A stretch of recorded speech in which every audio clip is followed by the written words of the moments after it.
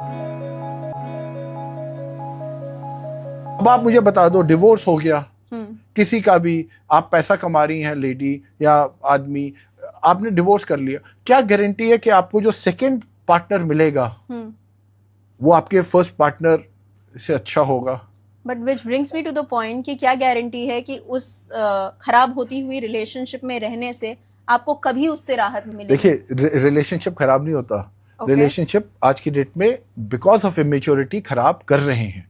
अरे रिलेशनशिप खराब होता तो आप 1-2 साल में डिवोर्स करते हैं। आप 15-15 साल, 16-16 साल की शादी के बाद एकदम रिलेशनशिप कैसे खराब हो गया? Maybe somebody is just trying to adjust. जैसे हम कह सकते हैं ना कि 15 साल कोई एडजस्ट करेगा?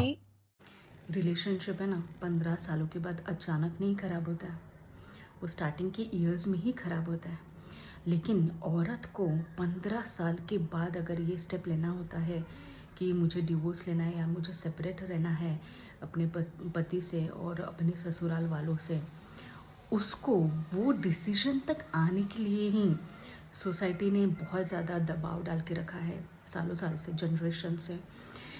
जो पैट्रियार्कल मेन है वो हमेशा चाहते हैं कि सिर्फ औरत ही एडजस्ट करे, वो मर जाए वहाँ पे, कुछ भी करे, अपनी खुद की इच्छा, अपनी खुद का डिज़ायर, सपने सब कुछ है, उसको दबा के साइड में अलग रखे।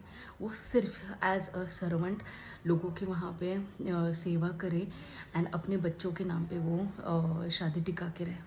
तो वो जो एक करेजियस स्टेप होता है ना, उसको लेने के लिए बहुत ज़्यादा साल लग जाते हैं।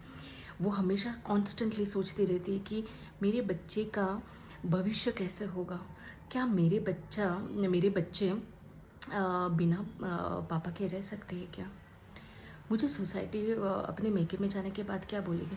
बिकॉज आदमी का जब शादी टूटता है ना, उसको जाके कोई क्वेश्चंस नहीं पूछते हैं, उसको जाके ये नहीं बोलते अरे यार तूने ठीक से रखा नहीं, हमने देखा है तू अपनी बीवी और बच्चों के साथ कैसे व्यवहार करता था, तूने टाइम नहीं दिया वो शादी में, है ना। ये तो कोई नहीं पूछता है। ये लेबल्स है ना, सिर्फ औरतों को लगाया जाता है, ये लेबल्स आदमियों को कभी नहीं लगते हैं। तो ये जो 15 साल बाद होता है ना डिसीजन, वो बहुत ज़्यादा टायर्ड हो जाती हैं, बर्नआउट हो जाती हैं, उसका एंड एन एक एग्जॉशन लेवल जो आता है वो क्रॉस हो जाता है वहाँ पे। बहुत ज़्यादा फाइनेंशियली बर्नआउट हो जाती हैं। अगर वो खुद वर्किंग वूमेन भी है तो ये लोग उसको अच्छे से पैसा है ना अपने उसके खुद के फैमिली के लिए देने अलाउ नहीं करते हैं। पूरा के पूरा घर चलाने में उसका पैसा खर्च हो जाता है, उसके कोई सेविंग्स नहीं रहती हैं। ऑन टॉप ऑफ दैट उसका जो सेल्फ रिस्पेक्ट होता है वो ही नहीं रहता है। मतलब इतना टेकन फॉर ग्रांटेड लेते हैं कि आप है ना घिस करके घिसते रहो वो रिलेशनशिप में। बट कभी अगर उसने बोला कि मुझे कुछ चीज़ चाहिए या कुछ करना है या फिर ये मेरा डिसीजन है, मुझे जाके बाहर जाके काम करना है, उसके लिए भी दबाव डालते हैं। So it is very difficult for a women to take stand. Third चीज़ ये होती है कि उसको है ना अपने मैके में ही सपोर्ट नहीं मिलता है, उसके माता पिता सपोर्ट नहीं करते, उसके ही सिबलिंग सपोर्ट नहीं करते हैं। बोलते हमने हमारी शादी करके अपनी जिम्मेदारी पूरी कर दी है, आपको भी जो करना है वो करो, यहाँ पे अगर आप वापस आते हो तो हम क्या मुंह दिखाएंगे। लेकिन अगर 2025 में भी अगर यही चीज़ हो रही है तो हम कहाँ प्रोग्रेस हुए हैं। Yes, there are many women जो ये स्टेप्स ले रही हैं विदाउट एनी गिल्ट कि yes that person was toxic, I am not answerable to anyone, my life, and I am going to take decisions of this. इसमें सिर्फ और सिर्फ पेरेंट्स, लड़की के जो पेरेंट्स होते हैं वो अगर सपोर्ट करेंगे ना तो इतनी जो टॉक्सिसिटी है इतनी सालों की, instead of toxicity violence, abuse on mental, physical, emotional level पे प्लस फाइनेंशियल लेवल पे भी। तो ये जो 4 अब्यूज़ होते हैं जो हस्बैंड और उसकी फैमिली मेम्बर्स करते हैं, उसमें से बाहर निकलने के लिए बहुत ज़्यादा टाइम लगता है। सो अगर वो बाहर निकलना चाहती हैं उसको वहाँ पे दबाइए मत, उसको आप अपना हाथ दीजिए and tell her come, I am here to support you. As a society, whole society, we should stand and help each and every woman who is coming out of a toxic relationship, who is coming out from a toxic marriage.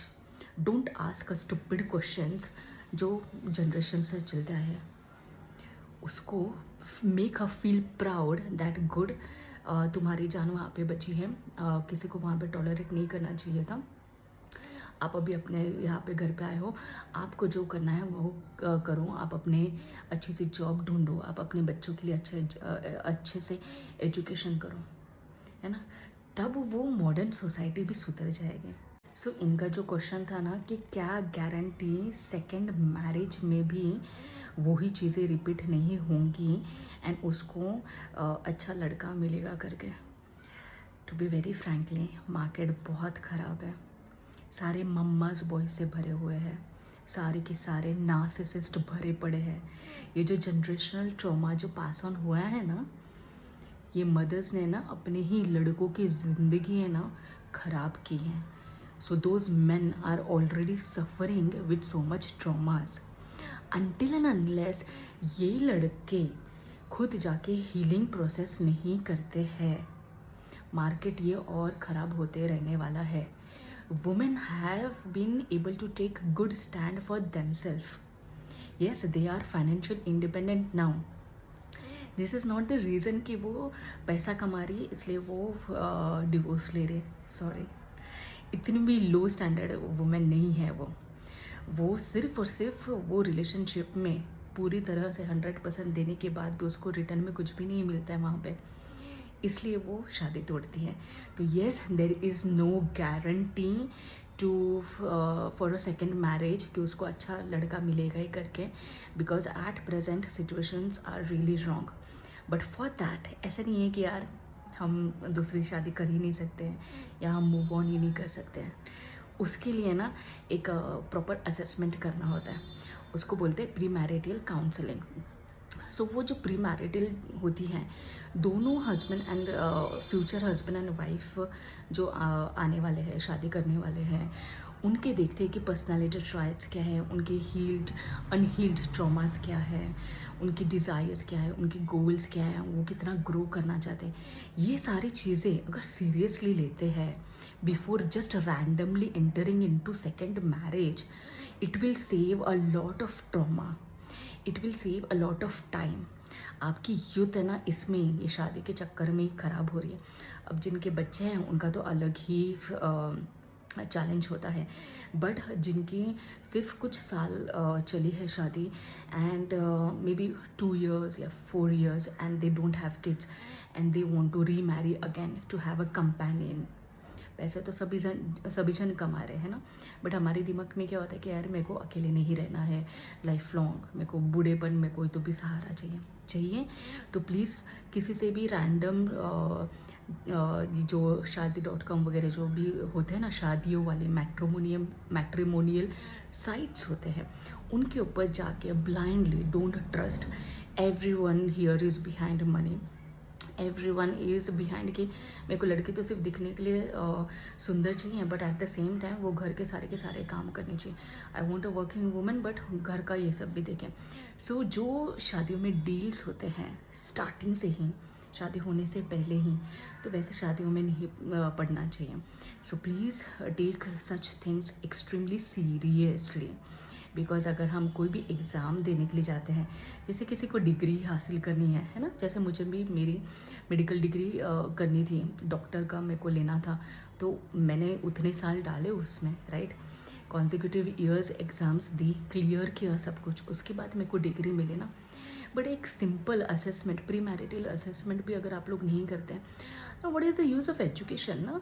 Everyone is educated, everyone is earning money, सबके पास है. तो go heal yourself initially, take break, सब कुछ करो, उसके बाद assessment भी करो, देन यू स्टेप. गारंटी तो कोई भी नहीं देगा यार. Ultimately it's about destiny, it's about karmas. जो आपको भुगतना है वो तो भुगतना ही है, irrespective of the gender sphere, है ना.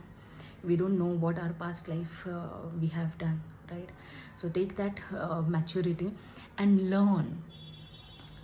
Marriage lessons are given only to women. Marriage lessons are not given to men. So it's high time that men should step up. Don't take marriage lessons from your parents, please. Don't take. They have terribly failed. That's why आप लोगों की marriages भी fail हुई है. So please take professional help and heal your traumas and then step into second marriage. Take care.